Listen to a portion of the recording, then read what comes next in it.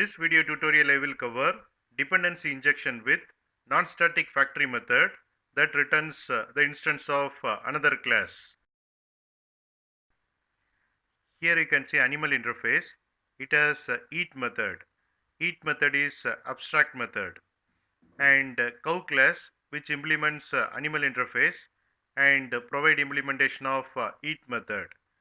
Dog class which implements animal interface and provide implementation of eat method. Here I have defined animal factory class. It has get animal method, which is non-static method. This method either returns dog object or cow object. Spring container read this Spring configuration file and it creates animal object by calling get animal method of animal factory class. Get animal method either returns dog object or cow object. Spring container read the Spring configuration file and it creates animal object and configure the animal object and manage the complete life cycle of animal object.